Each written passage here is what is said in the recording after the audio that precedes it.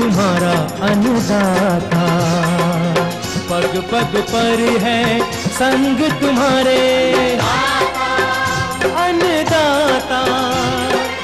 लहू किसानों का बन के पसीना सींचता है धरती का सीना। मेहनत का तेरी हक दिलवाने, नई तकनीक नई खोज बताने। पशुधन को गुणवान बनाना, पौध सुरक्षा को सिखलाना, खेती के सब गुर समझाने, भारत का सरताज बनाने। आठों पहर है संग तुम्हारे अन्नदाता, अन्नदाता। नमस्कार, मैं शालिनी आप सभी दर्शकों का अन्नदाता कार्यक्रम में स्वागत करती हूं। हर रोज की तरह कार्यक्रम में हम आज भी लेकर के आए हैं खेतीबाड़ी से जुड़ी हुई बहुत सी जानकारियां। तो चलिए सबसे पहले देखते हैं क्या है विशेष आपके लिए आज के कार्यक्रम में। शरतकालीन गन्ने के साथ अंतः फसली खेती पर जानकारी। तुलसी की अच्छी बढ़वार हेतु किए जाने वाले समसामयिक कार्य। अधिक उपज के लिए मसूर की वैज्ञानिक बुआई विधि।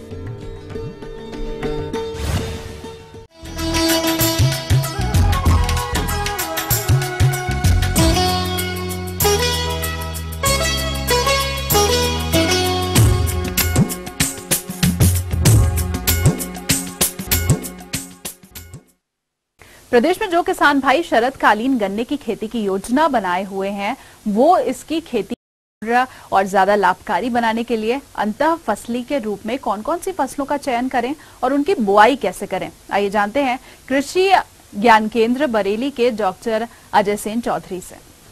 इस वर्ष ये देखा जा रहा है कि बारिश जो है बहुत कम हो रही है और बारिश कम होने की वजह से रबी की शुरुआत जो है किसान भाई जल्दी करेंगे।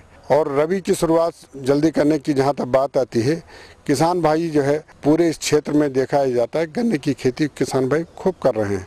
लेकिन सामान्य रूप से गन्ने की खेती जो किसान भाई हमारे करते हैं उसमें ये देखा जाता है गन्ने की बुआई वो फरवरी और मार्च के महीने में, यहाँ तक कि जो है अप्रैल मई तक जो है किसान भाई करते हैं। शरतकालीन गन्ने की बुआई किसान भाई बिल्कुल करते नहीं। तो मेरा ये सुझाव है किसान भाइयों से कि अगर शरतकालीन गन्ने की अगर बुआई करेंगे तो देखेंगे कि जो है पैदावार उनको गन्ने से कहीं ज्यादा जो है मिलेगी। और साथ साथ गन्ने की जो है फसल के दो लाइनों के बीच में सह फसली खेती या अंता फसल जिसको कहते हैं, उनको भी आप लेकर के ज्यादा मुनाफा कमा सकते हैं। तो किसान भाइयों को चाहिए कि इस समय खेत की तैयारी करके ठीक ठाक तैयारी करके 15 सितम्बर से लेके अक्टूबर के माह के बीच में गन्ने के साथ अंता फसल की खेती को करना चाहिए। और इस मौसम में देखा गया है कि गन्ने की बुआई अगर इस समय अगर करेंगे किसान भाई, क्योंकि गन्ने की बुआई 3 फीट की दूरी पे लाइन से लाइन 3 फीट मतलब 90 सेंटीमीटर की दूरी पे करना है। और उन 90 सेंटीमीटर की दूरी की जो बुआई करेंगे उनके दोनों लाइनों के बीच के अंदर सह फसली खेती के रूप में आलू की फसल किसान भाई लगा सकते हैं। और आलू अगर नहीं लगाना चाहते हैं किसान भाई सब्जी मटर जो है लगा सकते हैं, या नहीं तो जो है सरसों की फसल भी लगा सकते हैं।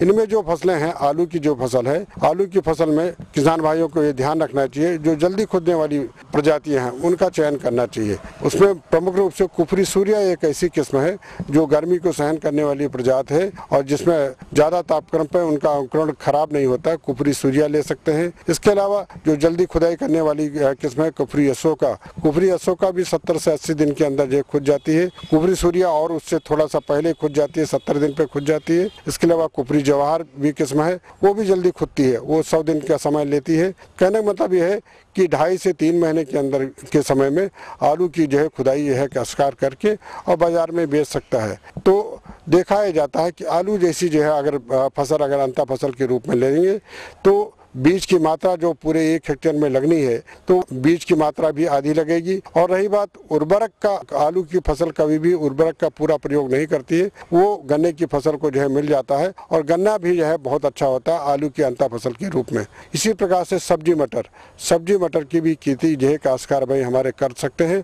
सब्जी मटर में प्रमुख रूप से देखा गया है कि बहुत पुरानी किस्म है अर्किल में देखा जाता है 40-45 दिन के बाद उसमें फूल शुरू हो जाते हैं। कहने मतलब कि फलियां बहुत जल्दी आती है और उसकी भी 2 बार पिकिंग करके, और सामान्य रूप से देखा जाता है कि 60 दिन के ऊपर दोनों पिकिंग हो जाती है और खेत खाली हो जाता है। इसी प्रकार दूसरी प्रजाति है पंजाब अगेता 6। पंजाब अगेता 6 में भी देखा जाता है कि सब्जी मटर की जो पहली पिकिंग है बुआई के 55 दिन के बाद पहली तोड़ाई हो जाती है और फिर पहली तोड़ाई के 10 दिन के बाद ही मतलब 65 दिन पर दूसरी तोड़ाई हो जाती है और खेत पूर्णतया खाली हो जाता है। इस तरीके से ये दोनों प्रजातियां बहुत अच्छी हैं। इसके अलावा थोड़ा सा लंबे अवधि की जो प्रजातियां हैं, पंत मटर 3 ये अच्छी पैदावार देने वाली है, या आजाद मटर 3 ये भी जो है अच्छी पैदावार देने वाली किस्म है। ये बुआई के 65 दिन के उपरांत पहली पिकिंग मिलती है और दूसरी पिकिंग भी 10-12 दिन के अंतराल पर जो है मिल जाती है। तो ये भी फसलें सामान्य रूप से देखा जाता है ज्यादा से ज्यादा 3 महीने के अंदर ये फसलें जो है समाप्त हो जाती है। इसी प्रकार जो है सरसों भी किसान भाई गन्ने के 2 लाइनों के बीच में 1 लाइन अगर लगाते हैं तो उनमें भी देखा जाता है कि पैदावार अच्छी खासी जो है सरसों की मिल जाती है। और सरसों भी सामान्य रूप से 2.5 से 3 महीने के अंदर पकने वाली किस्मों को जो है चयन करना चाहिए, जिससे ज्यादा जो है काश्तकार पैदावार ले सकते हैं। बस किसान भाइयों को ये ध्यान रखना चाहिए कि इस मौसम में जो भी आलू या मटर हम फसल लगा रहे हैं किसान भाई, उनका बीज शोधन ठीक तरीके से करें। एक तो फफूंदी नाशक से मतलब आलू का जो है अगर बीज शोधन करने चल रहे हैं तो 1.5 ग्राम मात्रा कार्बनडाजिम की और 1 किलो बीज के हिसाब से नांद के अंदर या टब के अंदर 10 लीटर पानी अगर है तो 15 ग्राम जो है बावस्टीन को घोलना चाहिए। और फिर आलू के बीजों को ठीक तरीके से उसकी छटाई करने के बाद सड़ा गला अलग कर लें, बड़ा छोटा अलग कर लें। समुचित आकार का 25 से 40 ग्राम वजन का आलू का बीज लें और उसके अंदर 10-12 मिनट के लिए डिप रखें और फिर उसको छायादार स्थान पर जो है उसको फैला दें। जब अंकुरित होने लगे तो उसके ऊपर क्लोरोपाइरीफास नामक दवा जो आती है दीमक के लिए, उसकी 5 से 7.5 ml मात्रा 1 किलो बीज के हिसाब से उसका स्प्रे कर दें, जिससे कीटनाशक का स्प्रे होने के नाते खेत के अंदर कटुआ कीट का जो प्रकोप होता है वो भी जो है कटुआ नुकसान नहीं करने पाएगा और फफूंद का भी नुकसान नहीं होने पाएगा। तो इस तरीके से बीज शोधन करके खेत में लगाना है। इसी तरह से सब्जी मटर का भी बीज शोधन एक तो कार्बनडाजिम से करना है 1.5 ग्राम मात्रा 1 किलो बीज के हिसाब से, और उसके बाद बीज जब ठीक तरीके से सूख जाए फफूंदी नाशक के उपचार के बाद फिर क्लोरोपाइरीफास का जो है भी स्प्रे 5 से 7.5 ml मात्रा 1 किलो बीज के हिसाब से उसके ऊपर स्प्रे करके और थोड़ा सा बीज जब सूख जाए फिर खेतों में बुआई करना चाहिए। इस तरह से बीज शोधन करके अगर खेत में अगर बुआई करेंगे तो अगेती फसल जो अंता फसल के रूप में गन्ने में अगर बुआई करने जा रहे हैं तो उसमें सफल काश्तकार हमारे होंगे और अच्छी से अच्छी जो है उनको पैदावार मिलेगी।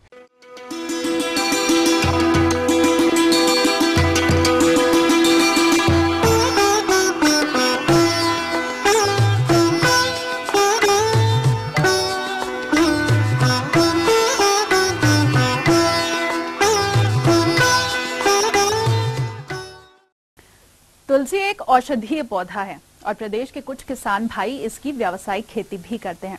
तो जिन किसान भाइयों ने इसकी फसल लगा रखी है वो इससे अच्छा उत्पादन लेने के लिए कौन कौन से प्रबंधन कार्यों को अमल में लाएं, इस विषय पर जानकारी दे रहे हैं एक कृषि वैज्ञानिक डॉक्टर नागेंद्र कुमार। हाँ किसान भाई, आप तो अब खेतों में तुलसी की रुपाई हो चुकी होगी और आप लोग खाद उर्वरक भी डाल चुके होंगे, लेकिन जो आधा खाद अभी नहीं डाले होंगे तो वो कब निश्चित समय पे डालें ताकि उसका अधिक से अधिक उपयोग पौधा कर सके।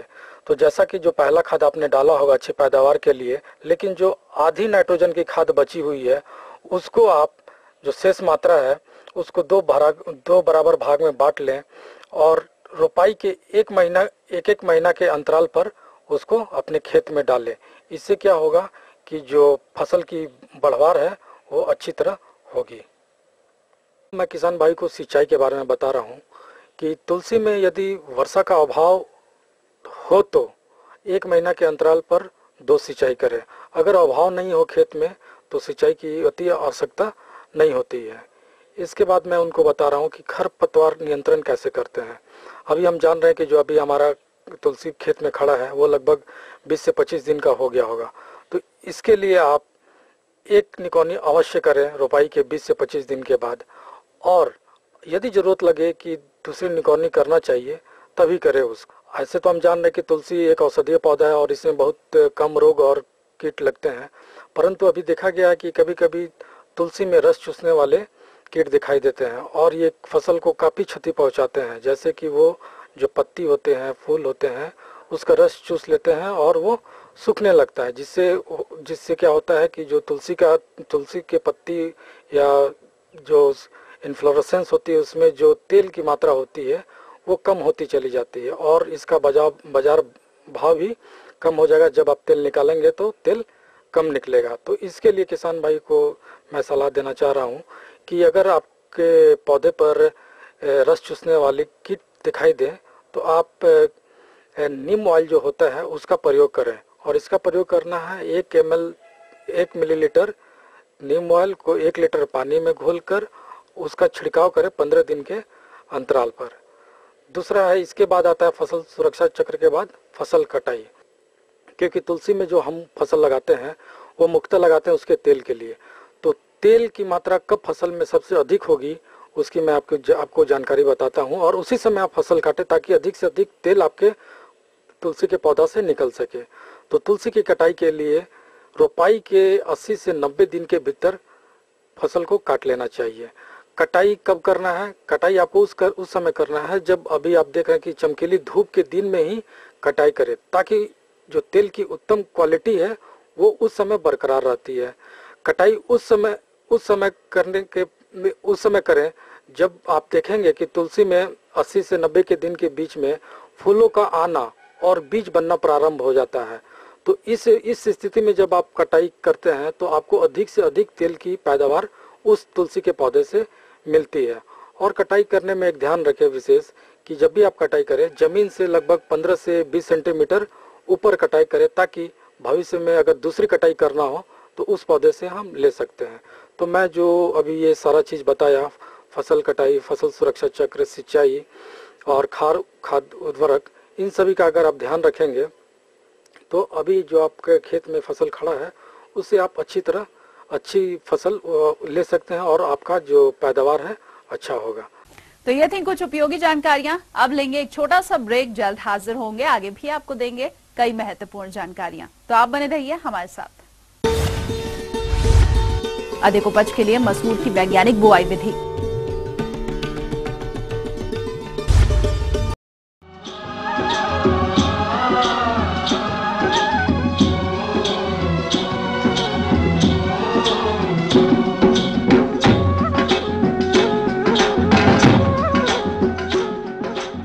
ब्रेक के बाद एक बार फिर से आप सभी दर्शकों का अन्नदाता कार्यक्रम में स्वागत है। बढ़ते हैं अगली प्रस्तुति की ओर।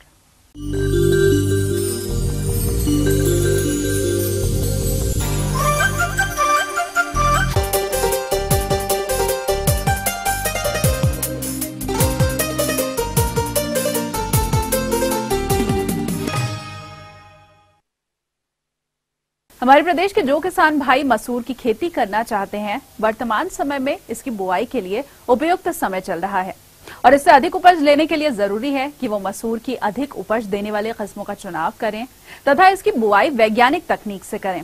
तो इन्हीं सब बातों का विस्तार से जानकारी लेने के लिए हम सीधा रुख करेंगे वरिष्ठ वैज्ञानिक डॉक्टर SB अग्रवाल का।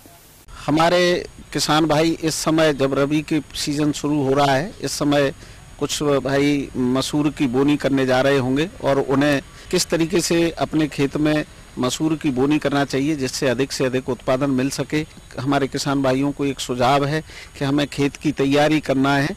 तो मसूर में वैसे सामान्य तौर से ज़्यादा तैयारी की ज़रूरत नहीं होती, फिर भी 2 बार जुताई करने के बाद एक उसके ऊपर डिस्क चलाकर ढेले फोड़ लें और फूटने के बाद उसमें पानी अगर सिंचाई का नहीं उपलब्ध है तो नमी को संरक्षित करके उसी पर सीड ड्रिल की सहायता से बोनी करें।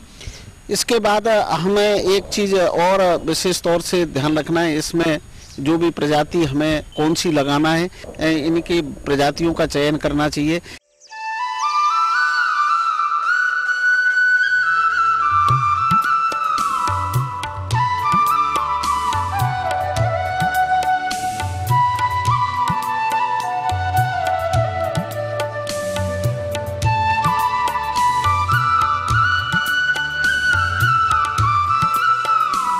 और ये इस तरीके की प्रजातियां जिनका बीज हमारे पास उपलब्ध है और उनकी हम बोनी करें तो ज़्यादा अच्छा होगा। साथ ही साथ इसमें जब बोनी करते हैं तब खाद की मात्रा जिसमें 20 किलो नाइट्रोजन और 40 किलो फास्फोरस और 15 से 20 किलो ही पोटास की आवश्यकता होती है।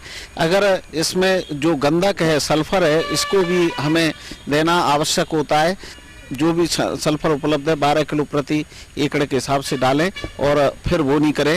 ये पूरी मात्रा बोनी के समय ही डाल देना चाहिए, क्योंकि इसमें बाद में किसी तरीके की टॉप ड्रेसिंग या खड़ी फसल में खाद देने की आवश्यकता नहीं होती है। बोनी में एक विशेष बात का ध्यान रखना चाहिए कि मसूर में जब भी बोनी करते हैं तो उसका बीज का उपचार अत्यंत आवश्यक होता है, और बीज के उपचार के लिए हम एक क्रम किसान भाइयों को बताना चाहते हैं, जिसमें कि पहले फंजीसाइड यानी जो भी फफूंद नाशक होती है उसका उपयोग करें, जिसका नाम है बीटावैक्स पावर, जिसमें कार्बोक्सिन और थायरम मिश्रित रहता है। 1 ग्राम प्रति किलो बीज और साथ में 4 ग्राम ट्राइकोडर्मा मिलाकर अगर उपचारित करते हैं तो बीज में जो रोग लगते हैं बीज के माध्यम से, भूमि के माध्यम से, वो रोग नहीं हो पाएंगे और फसल सुरक्षित रहेगी। इसके साथ ही जो थोड़ा उत्पादन के लिए इसमें राइजोबियम कल्चर और पीएसबी कल्चर दोनों मिलाकर अगर बोनी करते हैं तो हमें इसके अच्छे परिणाम देखने को मिलेंगे। ये बोनी 8 किलो से 10 किलो प्रति एकड़ के हिसाब से बोनी करना होती है। बीज की मात्रा जो ली जानी है प्रति एकड़ के हिसाब से करना है। आगे और भी है कुछ रोचक जानकारियां, पर यहाँ पर रुकेंगे। एक और कमर्शियल ब्रेक के लिए जल्द हाजिर होंगे।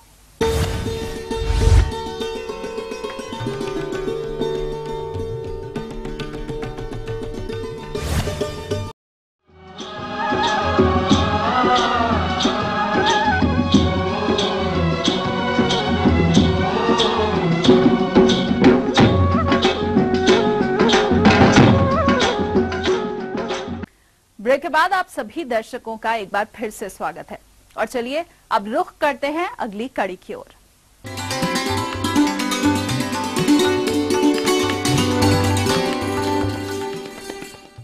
अन्नदाता हेल्पलाइन निःशुल्क फोन संपर्क सेवा के माध्यम से आपके द्वारा पूछे गए प्रश्नों में से एक या फिर 2 महत्वपूर्ण प्रश्नों को हम अपने कार्यक्रम में शामिल करते हैं, और इसी के तहत आज का चयनित प्रश्न और उसका जवाब इस प्रकार है। निःशुल्क अन्नदाता हेल्पलाइन में आज हमने जिस प्रश्न को शामिल किया है उसे पूछा है उधम सिंह नगर के हरदेव महतो ने। आपने गिनिया फाउल पक्षी के पालन पर जानकारी चाहिए है, तो इसके लिए देखिए कार्यक्रम का यह अंश। मुर्गी पालन मुख्यतः व्यावसायिक रूप से मांस उत्पादन एवं अंडा उत्पादन हेतु किया जाता है, जिसमें कि आज तक पुरानी प्रचलित प्रजातियां या जो भी हमारी विदेशी प्रजातियां हैं जिनमें बढ़वार अधिक रहती है उनका उपयोग किया जाता रहा है। परंतु अब जैसे जैसे परिवेश परिवर्तन हो रहा है तो नई तरीके की प्रजातियों का समावेश नए समय में किया जा रहा है, जिसमें से गिनी फाउल भी एक तरीके की प्रजाति है। इस प्रजाति की सबसे बड़ी खास बात यह है कि ये प्रजाति हमारे यहाँ हमारे परिवेश में आसानी से रह सकती है, साथ ही साथ इसमें कम खर्च में, अर्थात इसमें बहुत अधिक दाने उसकी अधिक आवश्यकता नहीं पड़ती, क्योंकि मुर्गी पालन में दाने पे सबसे अधिक खर्च होता है। साथ ही साथ मुर्गियों में विभिन्न तरीके की बीमारियों का भी प्रकोप रहता है। ये प्रजाति अधिक रोग प्रतिरोधक क्षमता की और कम दाने में आसानी से उगाई जा सकती है। साथ ही साथ इसको ग्रामीण क्षेत्रों में, जहाँ की हमारे यहाँ विभिन्न तरीके की प्राकृतिक संसाधन उपलब्ध हैं और शांत प्रिय जगह है, चरने के लिए स्थान उपलब्ध है, ऐसी जगहों पर अगर हम चाहें तो गिनी फाउल पालन कर सकते हैं और इसके साथ साथ इसका लाभ भी ले सकते हैं। इनकी पालने में मुख्य बात यह है कि इनकी प्रजातियों का ध्यान रखना पड़ता है। इसकी प्रजाति में जो पालने योग्य प्रजाति बनाई गई है वो हमारी हेलमेट युक्त गिनी फाउल है, जिसके सर पे एक तरीके का छोटा सा हेलमेट की तरीके का चीज़ बनी रहती है, जिसके आधार पर हम इसकी पहचान करते हैं। इसकी उप प्रजातियों में जो कि पालने योग्य बनाई गई हैं, जिसमें हमारी पर्ल, लेवेंडर और सफ़ेद हैं। पर्ल प्रजाति में इसके पंख गहरे स्लेटी कलर के होते हैं और इन पे सफ़ेद रंग के छोटे छोटे धब्बे होते हैं। हमारी जो लेवेंडर प्रजाति है इसके पंख थोड़े हल्के कम स्लेटी कलर के होते हैं और इसके ऊपर भी सफ़ेद सफ़ेद धब्बे पाए जाते हैं। सफ़ेद प्रजाति गिनी फाउल की जो होती है वो पूर्णतः सफ़ेद होती है। इनके पालने के लिए इनके चूज़ों को अन्य चूज़ों की तरह पाला जा सकता है, चाहे हम इसको ब्रूडर में चाहे दरबों में रख सकते हैं। परंतु इस बात का ध्यान रखना होता है कि इनको कम से कम 2 हफ्ते तक जिस ब्रूडर या उसमें रख रहे हैं उनका तापमान हमारा 32 से 34 डिग्री रहे, जिससे कि इन पक्षियों में मृत्यु दर कम आए। इसको पालने के लिए जैसा बताया कि चूजे हमने तैयार कर लिए। जब चूजे थोड़े बड़े हो जाएं तो इनको पालने के लिए 3 तरीके की विधियाँ हैं। प्रथम विधि है अर्ध खुली विधि, दूसरी विधि है पूर्ण खुली विधि और तीसरी विधि कहा जाता है दरबा विधि, जो कि दरबा विधि जो कि छोटे मोटे किसान या ब्रॉयलर पालने के लिए हम इस्तेमाल करते हैं, जिसमें कि छोटा सा दरबा किसी भी चीज़ का बना के उसके अंदर उसके चूजे पाले जाते हैं, दाना पानी उसके अंदर दिया जाता है और उसी में उनको बेचने योग्य तक रखा जाता है। जो हमारी अर्ध खुली अवस्था है इसमें हमें इस तरीके का आवास व्यवस्था बनानी पड़ती है जिसमें कि एक छोटा सा दरबा हो और उसके आसपास खुली जगह हो जिसमें कि पक्षी ये टहल सके, क्योंकि ये आधी जंगली प्रजाति का पक्षी है, तो अगर इसे टहलने फिरने की अच्छी सुविधा मिलती है तो ये थोड़ा अच्छा व्यवहार करता है। और जो हम खुली जगह छोड़ें अगर अर्ध खुली अवस्था में, तो जाली से इसके चारों तरफ से ढका हुआ स्थान होना चाहिए जिससे कि कोई जंगली जानवर, कोई इसको खाने वाला कुत्ता बिल्ली इसको नुकसान ना पहुंचाए।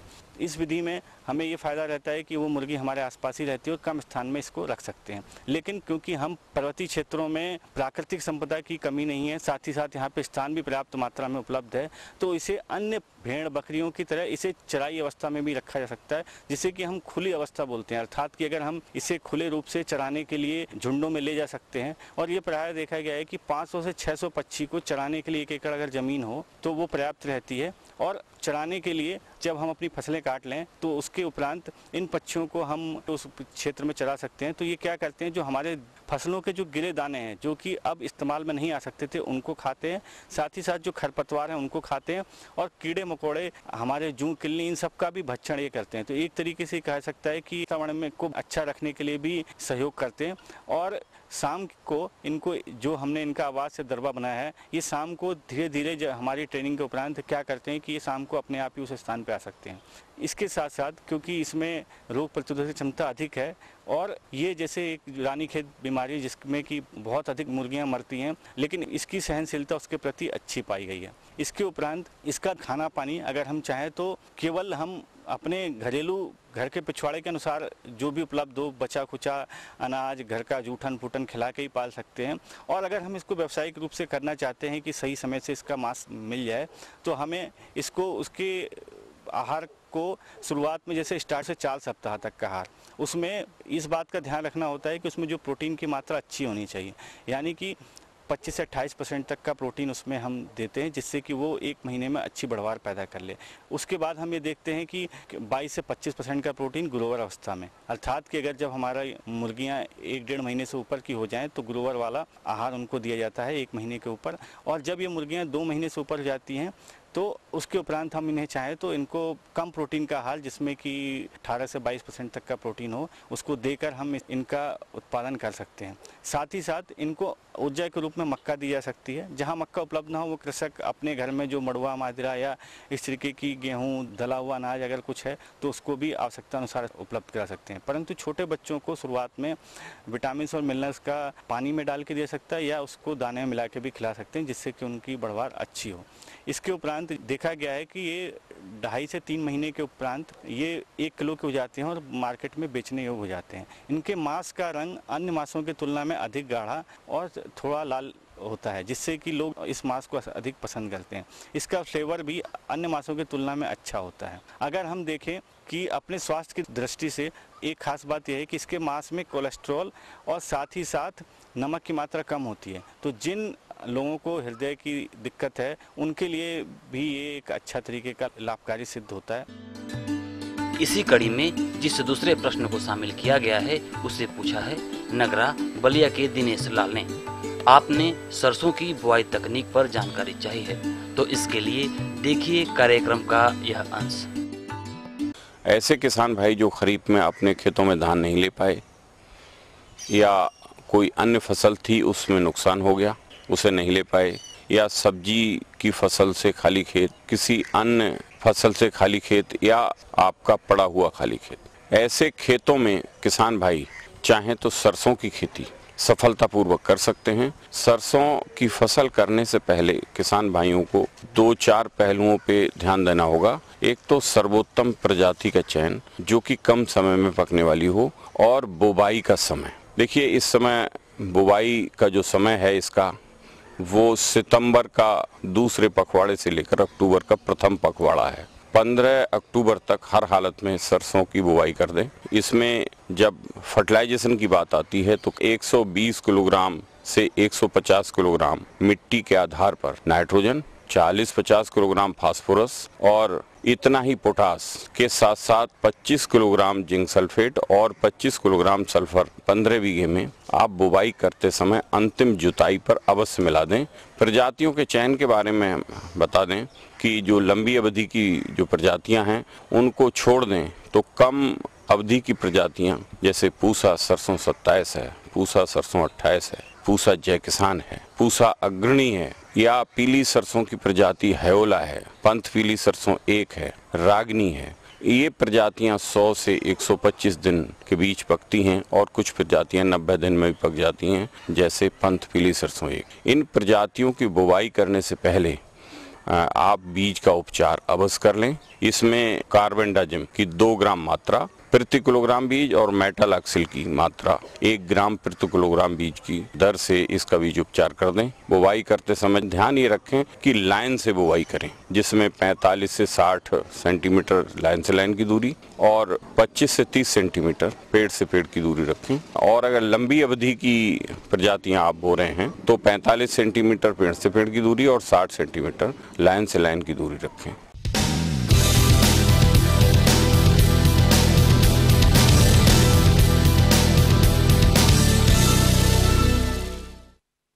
राज्य की विभिन्न मंडियों में कृषि उत्पादों के चढ़ते उतरते बाजार भाव की संक्षिप्त जानकारी इस प्रकार है।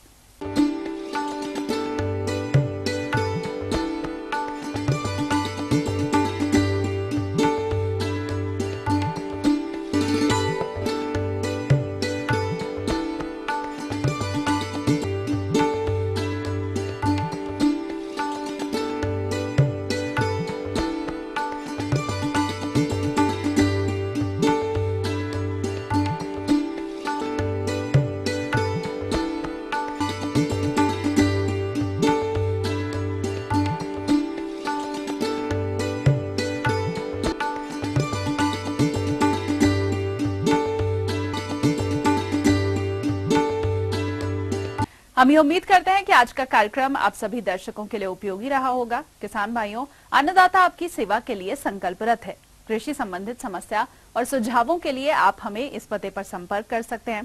प्रोड्यूसर अन्नदाता, ETV Uttar Pradesh, Uttarakhand, Ramoji film city, Hyderabad 501512। साथ ही आप हमें ईमेल भी कर सकते हैं। हमारा ईमेल आईडी है annadaata.up@etv.co.in। इसके अलावा हमारे निःशुल्क हेल्पलाइन नंबर 1800-108-4599 पर सोमवार से शनिवार सुबह 10 से शाम 4 बजे के बीच आप संपर्क कर सकते हैं। और आइए अब देखते हैं कल दिखाए जाने वाले कार्यक्रम की मुख्य झलकियां। जैव या बायोगैस बनाने की प्रक्रिया और इनके प्रयोग के महत्व पर जानकारी,